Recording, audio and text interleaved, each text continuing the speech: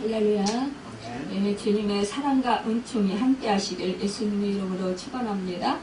네, 오늘 말씀의 제목은 상 주시는 이를 바라보는 믿음의 선택이라는 제목으로 함께 말씀을 나눠보겠습니다.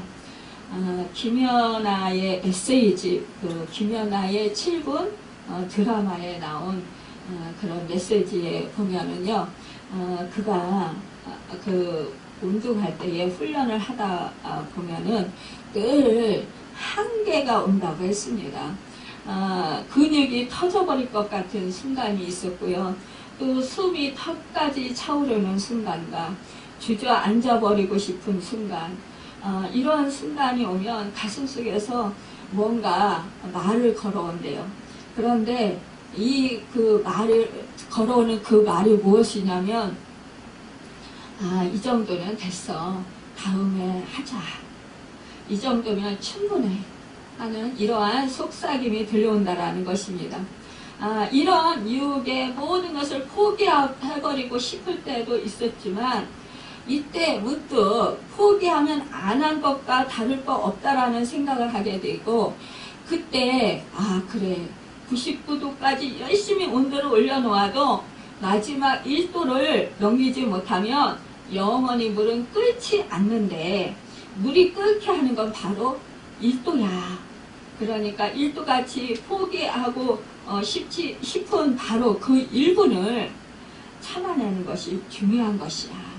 이렇게 자기 자신에게 생각을 한다는 거죠.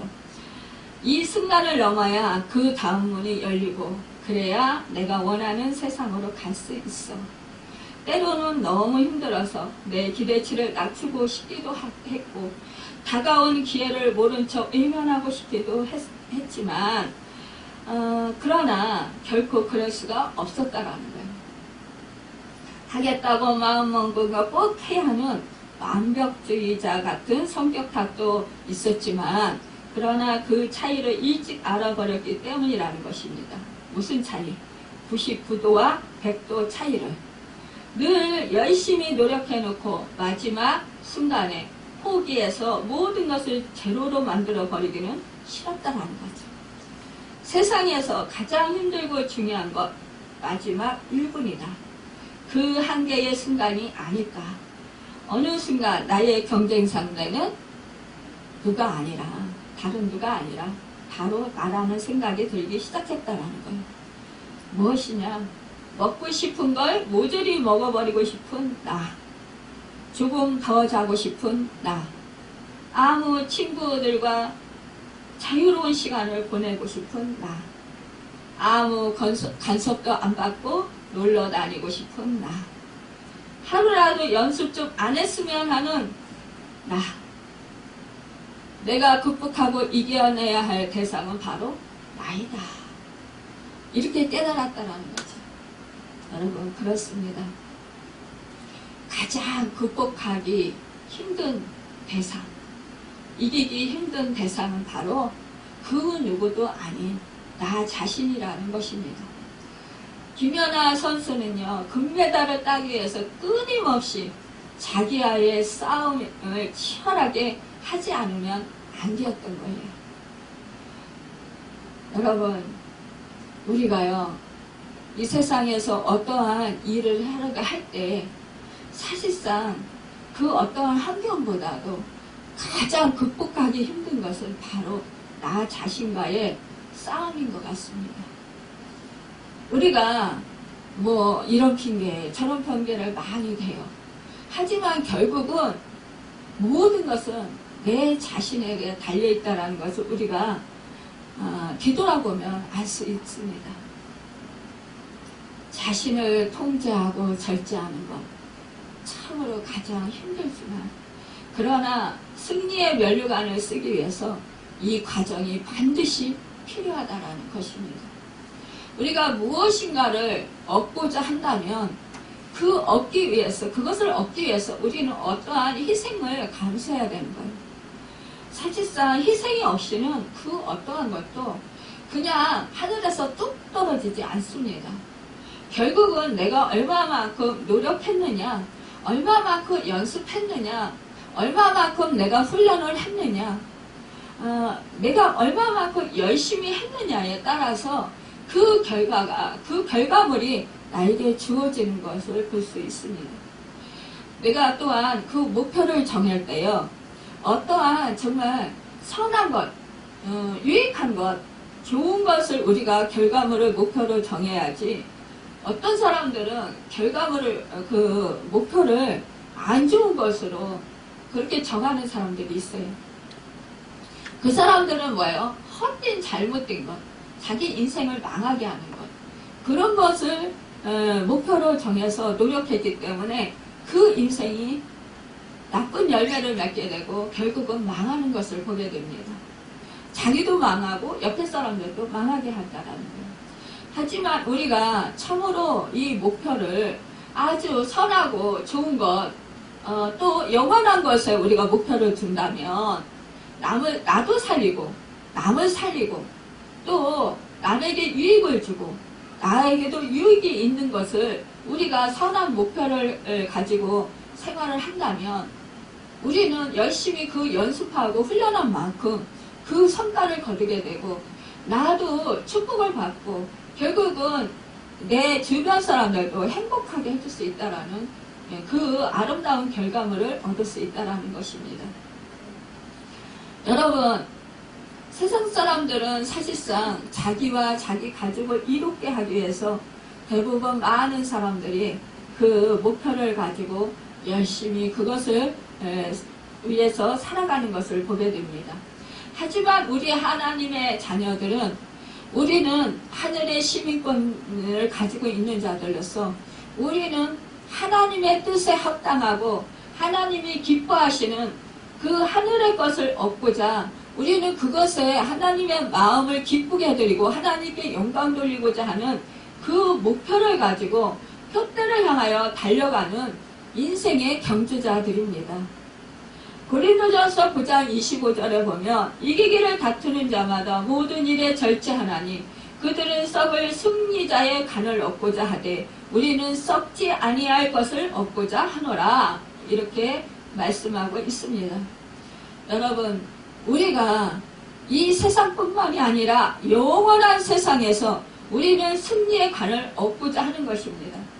많은 사람들이 이 세상에서 정말 선수들이, 국가대표들이 태릉 선수촌에서 열심히 훈련을 받고 잠도 제대로 못 자고 먹고 싶은 거 못 먹고, 특히 레슬링 선수 같은 경우나 무슨 체중을 감량해야 하는 그런 선수들은요, 보면은 체중이 좀 많이 나가면은 그 경기하기 전에 체급에 맞게끔 그 체중을 줄이기 위해서 얼마나 애를 쓰는지 몰라요. 이것을 볼 때 너무나 안타까워요.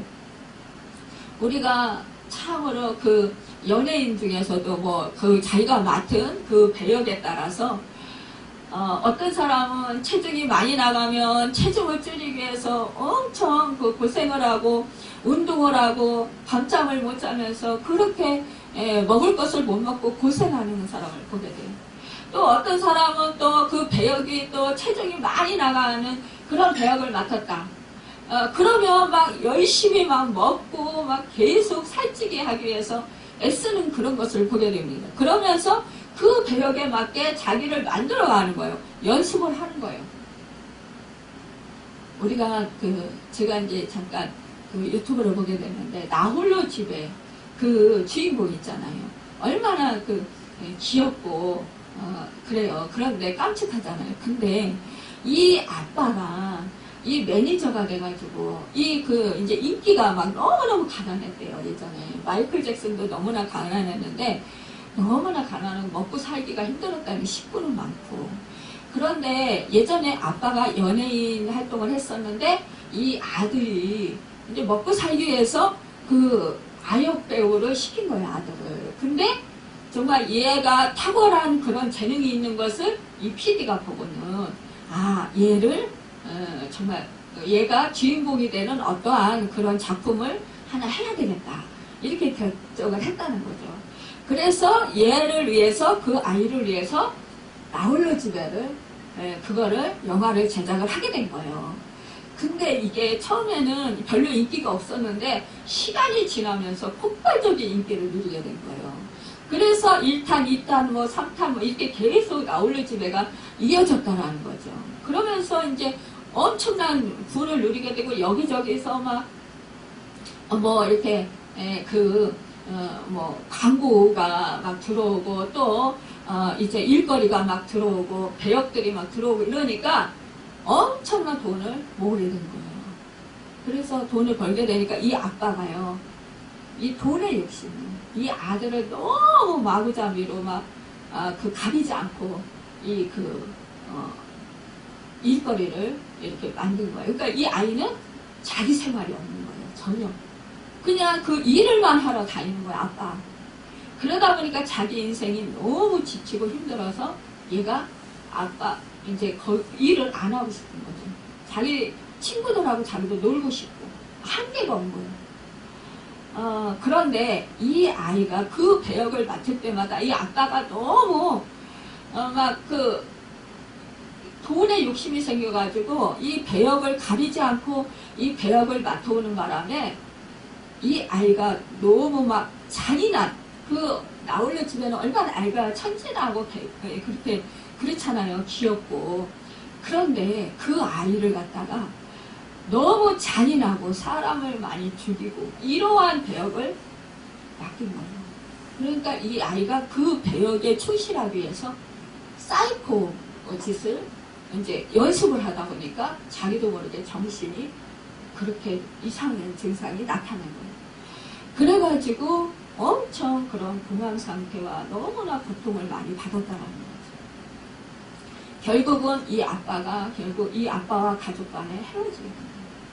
아빠와 엄마가 이혼을 하게 되었고, 결국은 이 아빠의 너무 욕심에 견디다 못해서 아빠와 결별을 하게 되고, 그러면서 이 인생을 살아가게 된 것을 보게 됩니다.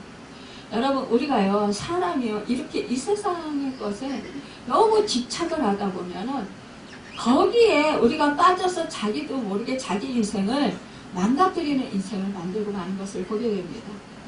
이렇게 모든 것에는 우리가 절제가 있어야 되고, 우리가 모든 것에는 우리가 선한 목적이 있어야 되는 거예요. 선한 목적이 없고 결국 우리가 욕심이 잉태하는데 죄를 냈고 죄가 잉태하는데 사망을 낳는다고 했어요. 그러니까 탐심은 죄를 불러일으키는 거예요.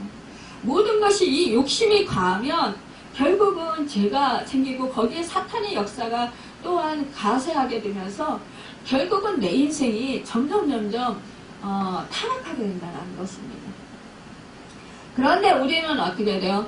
우리는 선한 목적, 하나님의 영광을 위해서 우리가 지어진 목적답게 우리가 하나님의 뜻에 합당한 그런 목적을 가지고 살아갈 때 그 목표를 가지고 우리가 하나님을 닮고자, 하나님을 사랑하고 하나님을 더 알고자, 하나님의 마음을 더 깊이 알고 깨닫고자, 하나님의 뜻대로 하나님의 말씀대로 행하고자, 주님의 형상을 담고 주님의 제자로서 살고자 우리가 그런 목표를 가지고 살아간다면 우리는 반드시 이 세상뿐만 아니라 이제 다시 오는 그 세상, 주님이 공중 재림하실 때 우리는 주님과 같은 그런 몸을 입고 아름다운 주님의 신부로서 신랑 되시는 주님을 기쁨으로 빛난 면류관 받아 쓰고 주님을 만나게 된다는 것입니다. 영원한 세상에서 영생 복락을 누리게 된다는 그 사실입니다. 여러분, 우리가 가는 곳곳마다 생명이 살아나게 돼요. 죽은 자가 살아나게 되고 눈먼 자가 눈을 뜨게 되고 귀신 악한 영이 떠나가며 병든 자가 치유되고 마음이 상한 자가 고침받고 포로된 자가 자유케 되고 갇힌 자가 노임받고 우리가 가는 곳곳마다 그 얻은 것이 빛으로 밝혀지고 가는 곳곳마다 정신이 이상한 자가 정신이 온전해지는 그런 축복의 역사가 일어난다는 것입니다. 우리가 이것을 위해서 살아갈 때 우리는 결국은 무엇이냐? 결국은 하나님의 말씀을 붙들려야 되고 우리는 우리 안에서 우리의 생명이 우리 주님과 우리가 연합이 되어야 있어야 된다는 사실입니다. 주님과 연합이 되지 아니했을 때는 아무리 우리가 애써도 힘써도 아니 된다라는 거예요. 할 수 없다라는 것입니다. 우리는 그런데 이 세상을 살아가면서 언제나 무슨 일을 하든지 간에 선택을 해야 됩니다.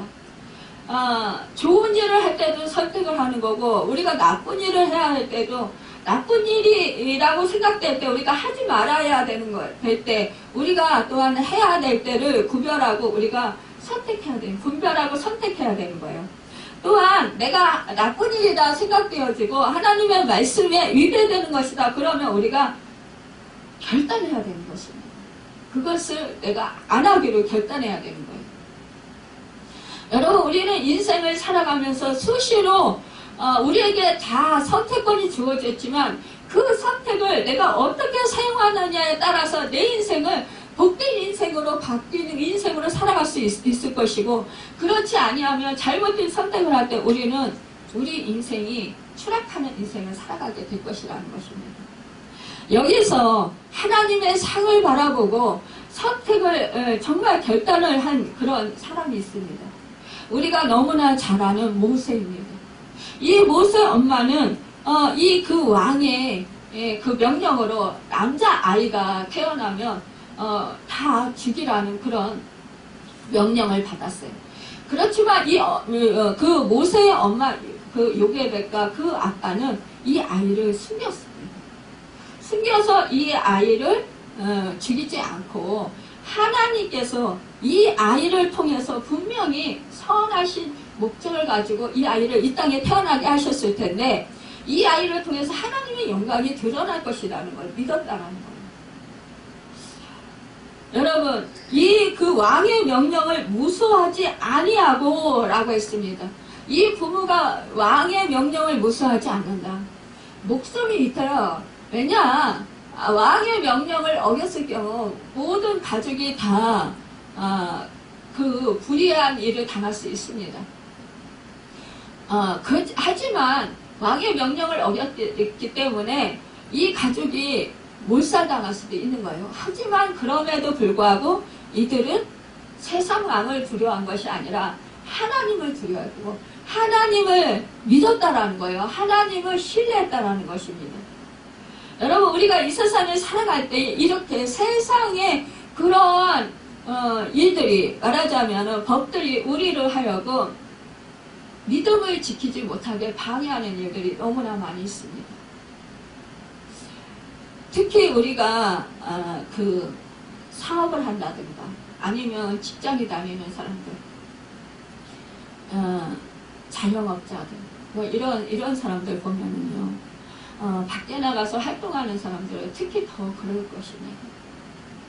위에 상사가 무엇을 하라고 했는데 이것이 하나님의 말씀에 위배되는 것이다. 내 양심에 꺼리끼는 것이다. 그러면 그것을 하지 않으면 미움을 사고 진급하기가 어려워지고 또한 거래처들이 끊어질 수 있는 상황이 될 수 있어요. 그럴 때 정말 내가 직장을 잃을 수도 있고 내 사업이 망할 수도 있어도 그런 상황에서 과연 내가 하나님의 말씀을 딱 붙들고 그 말씀대로 내가 그 사람들의 말을 듣지 아니하고 그 사람들의 원하는 것을 들어주지 아니하고 말씀을 지키면서 그렇게 믿음을 지킨다라는 것, 이것은 굉장히 힘든 것입니다. 내 생명을 내걸지 아니하면 안 되는 거예요. 근데 세상을 살아가다 보면 우리가 믿음의 싸움에서 그러한 싸움들이 있을 수 있다는 것이. 그럴 때 나는 죽어도 하나님을 믿고 지겠다라는 그런 결단을 해야 되는 거예요. 그 결단을 하지 아니하고 그냥 내가 저 사람을 눈치를 봐서 적당히 그렇게 하고자 하면 결국은 내가 어려움을 당하게 돼요. 그 사람 종로를 타게 될 수밖에 없는 것입니다. 여러분, 사람은요 변덕스러워요. 그래서 나에게 좋게 해줄 때는 사람은 친하게 지내는 것 같고 좋은 것 같지만, 그러나 내가 그 사람에게 별로 필요가 없다 그렇게 생각되면 사람들을 가차없이 버립니다. 여러분, 우리는 이러기 때문에 사람의 눈치를 볼 것이 아니라 모든 생명을 주관하시고 흥망성쇠를 주관하시는, 살아계셔서 역사하시는 생명의 주권자 되시는 우리 하나님을 믿고 신뢰하고 의지하고 그분께 맡겨야 된다는 것입니다. 그러니까 이 모세 엄마 아빠가 이렇게 하나님께 맡기고 숨겼어요. 근데 결국은 이 모세가 크니까 이 모세를 더 이상 감출 수가 없었어요. 그러니까 갈대 상자를 만들어서 역청을 앞뒤로 바르고, 그리고 거기에 그 아이를 나일강에 띄웁니다. 이때 그 누나가, 누이가 동생이 누나가 그 뒤를 따라가요. 동생이, 누이가 따라가요. 그런데 동생이 누나가 따라가요.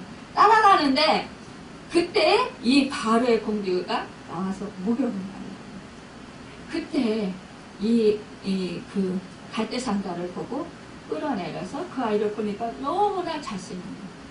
그러니까 이거 하나님의 은혜죠. 그러니까 결국은 이제 그 바로의 공주가 그 아이를 데려다 자기 아들을 삼습니다. 그런데요, 이 모세 엄마가 그 모세를 정말 감추어서 키웠잖아요. 그런데 결국은 뭐예요? 이 미리암이 그 유모를 불러다가 이렇게 아이를 젖을 미리고 키우게 할까요? 이러니까 또 바로의 공주가 그러라고 합니다. 그래서 이 모세의 엄마가 가서 유모 노릇을 해요. 그런데 이 엄마가 유모 노릇을 하는데, 여러분, 자기 자식을 키우면서 돈을 받으면서 그렇게 자기 자식을 키우는 이런 축복을 얻게 됐다는 사실이에요. 여러분, 우리가 죽고자 하면 이렇게 하나님께서 역사를 해주셔서 역전시켜 주시는 은혜를 베풀어 주신다는 거예요. 저도 예전에 이제 어떤 권사님이 자기 남편이 안압이 높아서 죽게 생겼다고, 그 실명되게 생겼다고, 병원에 가도 안압이 안 떨어진다고 와서 기도 좀 해달라고 하는데, 아니 그 교구장 목사님이 그 바로 전에 저에게 치유 사역을 하면 신학교도 못 다니게 될 것이고 결국은 사역도 못 하게 될 것이다, 매장될 것이다, 그러니까 치유 사역 하지 말라고는 그런 엄명을 받았어요. 그래서 하나님 어떻게 해요? 저 신학 공부하고 있는데 이제 사역하기도 전에 제 사역의 길이 막히게 생겼어요. 어떻게 해요? 하나님한테 기도했더니 하나님이 너 사람의 말을 들을래? 내 말을 들을래? 그러시는 거예요. 당연히 하나님 말씀 들어야죠. 그래서 가서 기도해줬더니 남편 집사님이 성령 충만함을 받고 방언을 받고 그러면서 안압이 뚝 떨어져가지고 눈이 건강해졌어요. 그 이유로 인하여서 그분이 우리 집사님을 소개시켜 주셨고, 그래서 결국 우리 호산나 교회가 성도들이 들어오게 되는 그런 축복의 역사가 일어나게 되었다라는 사실입니다. 우리가 그렇습니다. 우리가 하나님의 말씀, 하나님을 더 경외하며 하나님의 말씀에 따라서 내가 어떠한 상황 속에 위기 상황에서 하나님을 붙들면, 하나님 편에 서면 우리는 오히려 사는 역사가 있을 뿐 아니라 하나님의 역사심, 하나님의 능력, 하나님의 영광을 보는 역전시켜 주시는 그 은혜를 누리게 된다는 거예요. 여러분, 우리 그래서 호산나 교회가 공동체가 우리 성도들이 이제 그때 그 전에는 그냥 제가 치유 사역을 했고 그냥 이렇게 다른 교인들 아니면 우리 함께 그 성도들 그런 사람들 하나님께서 이렇게 보내주셔서 그렇게 했지만 그 일로 인하여서 이렇게 우리 성도들이 이제 생기게 되었고 호산나 교회 공동체가 생겨서 이곳에 나오게 된 것입니다. 여러분, 우리는 하나님이 일하시는 것을 그런 영광을 보게 된다는 것이에요. 이 24절에 보면 믿음으로 모세는 장성하여 바로의 공주의 아들이라 칭함받기를 거절하고, 이제는 나이 40이 돼서 야 엄마 요게벳으로부터 유모로부터 계속해서 이제 너는 애굽의 사람이 아니야. 너는 이스라엘 사람이야. 너는 하나님의 자녀야. 아브라함의 하나님, 이삭의 하나님, 야곱의 하나님, 그 하나님의 자손이야. 너는 세상 만물을 주관하시는 그 하나님의 택하신 백성이야. 그러니까 이 세상에서 그 당시 애굽이 가장 막강한 나라였었어요. 강대한 나라였었어요. 네가 강대한 나라에서 제2인자로 네가 왕이 될 수도 있지만, 그러나 너는 그보다도 만물을 다스리시는 만왕의 왕이신 그 하나님 편에 서야 돼. 너는 하나님의 택하신 백성이야. 그러니까는 그 갈대상자에서 숨겨서 이렇게 또 바로의 공주의 그 양자가 되기까지 이러한 일들을 얘기해 줬을 거 아니에요. 그러니까 이 모세가 그동안에 자라면서 자기 백성에 대한 속으로 연민이 있었을 것이고, 정말 자기 민족에 대한 그런 안타까움, 그런 마음들이 자리 잡고 있었을 거라고. 그러면서 자기 백성들이 계속 애굽에서 종살이하면서 그 고통당하고 신음하는 그 모습들을 보면서 얼마나 그 애끓는 그런 심정이 되었겠습니까? 그러니까 결단을 해야 될 때가 온 거예요. 그래서 모세는 이제 애굽을 선택할 것입니다. 이제 정말 이스라엘을 선택하실 것입니다. 여러분, 사실상 우리가요, 조금만 나한테 유익이 있는 것도 포기하기 힘들어요. 그런데 이 모세는 그 당시에 가장 막강한 나라의 제2인자가 되고 어떻게 보면은 나중에 뭐 왕이 될 수도 있는 그런 자리에 있는데, 그것을 포기한다라는 것, 이것은 정말 너무나 힘든 얘기라는 거예요. 근데 이 모세는 그것을 자기 그 부귀영화, 그러니까 25절에 보면 도리어 하나님의 백성과 함께 고난받기를 잠시 죄악의 낙을 누리는 것보다 더 좋아하고, 이렇게 말하고 있습니다. 그러니까 그 바로의 아들, 공주의 아들이라 칭함받기를 거절하고 잠시 죄악의 낙을 누리는 것을 포기하고, 여러분, 그러니까 이러한 높은 자리, 권세, 지위, 부귀, 영광, 이런 것들을 다 죄악으로 생각했다는 거죠. 그리고는 그는 그리스도를 위하여 받는 능력을 애굽의 모든 보화보다 더 큰 재물을 여겼다라는 거예요. 그것은 뭐냐? 모든 보화보다 더 큰 재물로 여겨지는 것은 무엇이냐?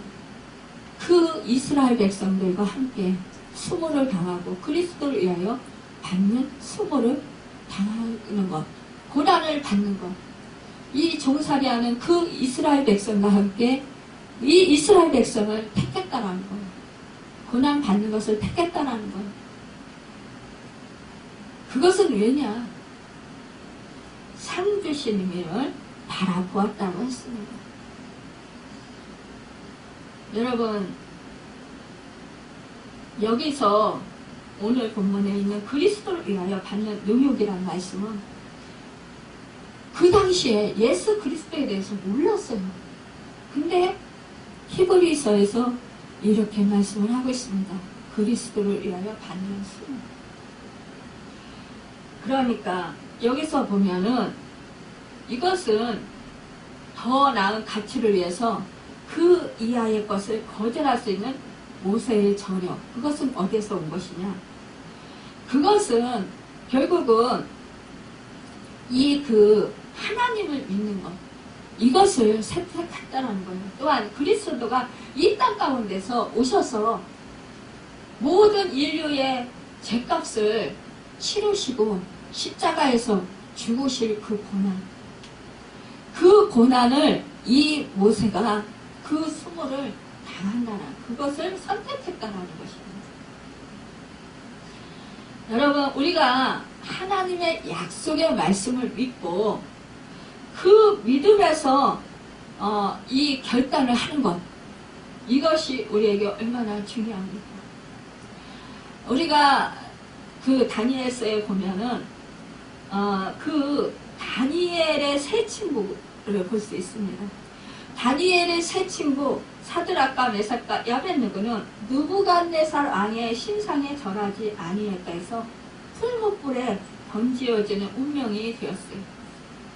그렇지만 그들은 뭐예요? 신상에 절하면 돼요. 느부갓네살의 신상. 근데 절을 하지 않아요. 절을 안 하면 풀무불을 뜨겁게 해가지고 거기서 불에 타서 죽게 되는 거예요. 그럼에도 불구하고 생명을 잃을지라도 하나님께서 자기들을 건져내실 것이다, 풀무불에서. 하지만 하나님께서 건져내시지 아니하시더라도 자기들은 괜찮습니다. 왜냐?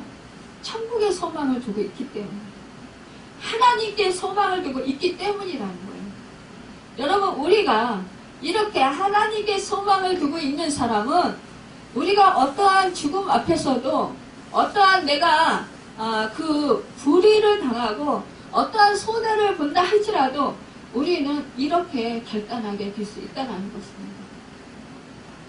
결국 이 죽음을 선택한 이들이 결국 죽었습니까? 안 죽었어요. 아니, 그때 천사가, 주의 사자가 나타나서 그들을 보호해줬어요. 결국은 그들은 불구스름 나는, 왜 불 속에 들어가면 막 불구스름 냄새가 나잖아요. 구스름도 안 당했어요. 그리고 불 냄새도 안 났어요. 그들은 너무나 평안하게 정말 기쁨으로 그 주님과 함께 있었던 것을 보게 됩니다. 여러분, 이것은요, 우리가 기적이라고 하죠. 근데 하나님께는 기적이 아니에요. 왜냐? 불을 다스리시고 물을 다스리시고 모든 만물을 다스리시는 분이시기 때문입니다. 여러분, 이러한 그 믿음의 사람들, 우리는 언제나 내가 죽고자 할 때, 말씀에 따라서 내가 죽고자 할 때 우리는 사는 것뿐만이 아니라 하나님의 영광을 보고 하나님이 이미 영광을 받으시는 것을 보게 된다는 거예요. 결국은 어떻게 됐어요? 이들을 참사했던 이런 사람들, 결국 그 사람들은 불 속에 던져지고 그 가족들은 다 멸망당했어요. 하지만 이 세 친구는 어떻게 됐어요? 이상이 높아졌어요. 오히려 이 왕에게 정말 특별한 대우를 받았어요. 그리고 이들의 그 위치가 높아지는 그 은혜를 받았습니다. 여러분, 우리는 이렇게 하나님의 안에서 우리가 선택을 바로 할 때, 이때 우리는 후회 없는 선택이 될 수 있다는 거예요. 우리는 지금 코로나19로 인해서 예배를 제한을 두고 있습니다. 사람들. 큰 교회에서는 예배, 이번에 목사님들이, 큰 교회 목사님들이 함께 모여서 이제 그 정치인을 만나셨다고 그래요. 만나서 그런 부탁을 했다는 거예요. 20명으로 제한한 거는, 숫자를 20명으로 제한한 건 너무 부당하다. 큰 교회들은 숫자가 몇만 명, 몇십만 명 됩니다. 근데 그런 교회에 20명으로 제한, 똑같이 작은 교회나 큰 교회나 20명으로 제한한 건 너무 부당하다. 그러니까 큰 교회는 그 숫자에 따라서 좀 숫자를 늘려주십시오. 우리가 지금 2m 거리뛰기를 하고 앉았습니다. 그런데 예배를 드려요. 근데 2m 거리뛰기를 해도 그 큰 그 예배당에 그래도 몇십 명은 들어갈 거 아니에요. 어떤 교회는 그래도 뭐 2m 거리뛰기를 한다라도 뭐 100명 이상 들어갈 수도 있는 성전이 많이 있습니다. 그런데 20명으로 제한을 하다 보니까 너무 불이하다.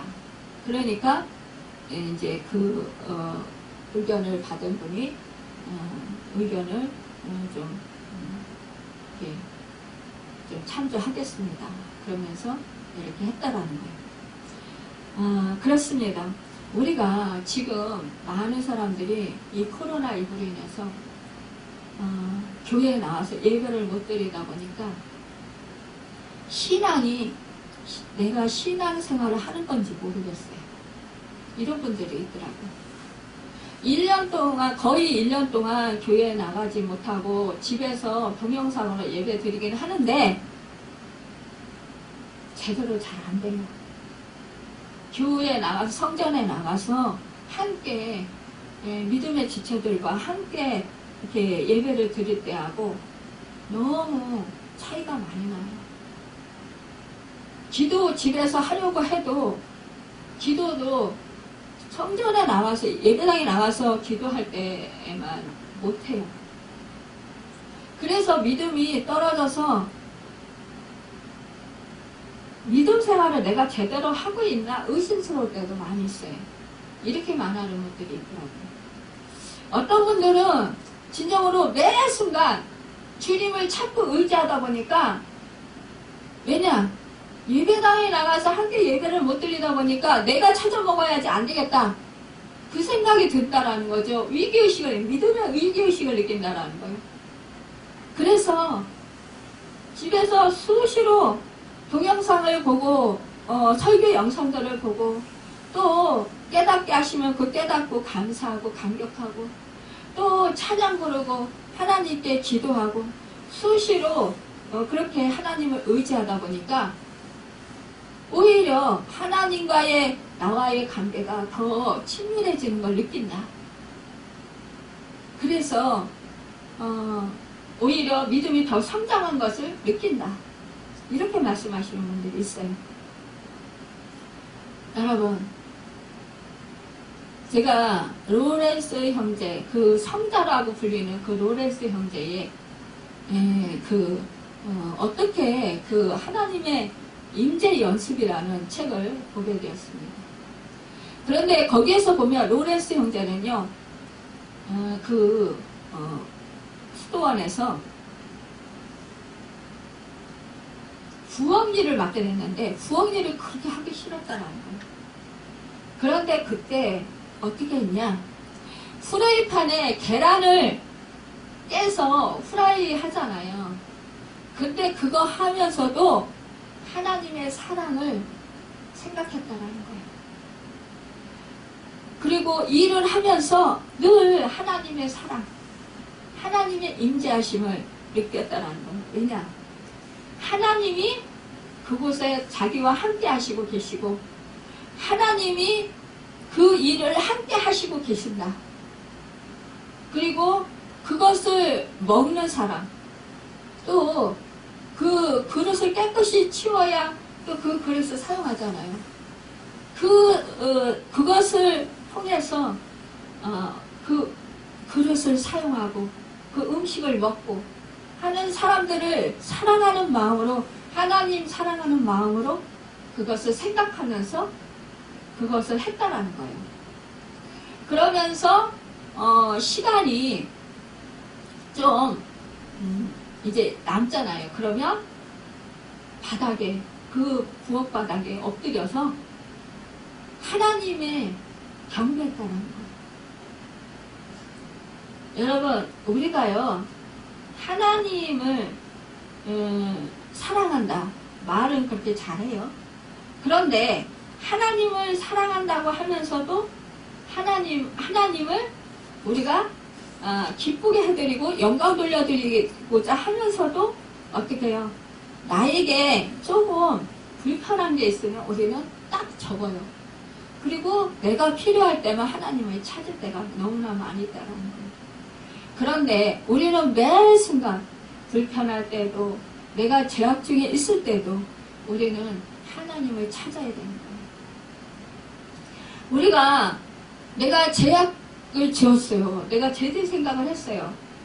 그러면 그때 당시 바로 하나님이 나와 함께 하시니까 아시잖아요. 바로 회개하는 것입니다. 고백하는 거예요. 아, 제가 이러한 죄를 지었네요. 근데 여러분, 거기에서 이 로레스 형제는 주눅들지 않았다라는 거예요. 주눅들 필요가 없어요. 왜? 우리는 우리는 연약하다. 우리는 죄성이 있는 자들이라는 것을 아시기 때문이에요. 그런데 우리는 그것을 용서를 구하는 거예요. 그리고 또한 나 자신의 그는 그렇게 했다라는 거예요.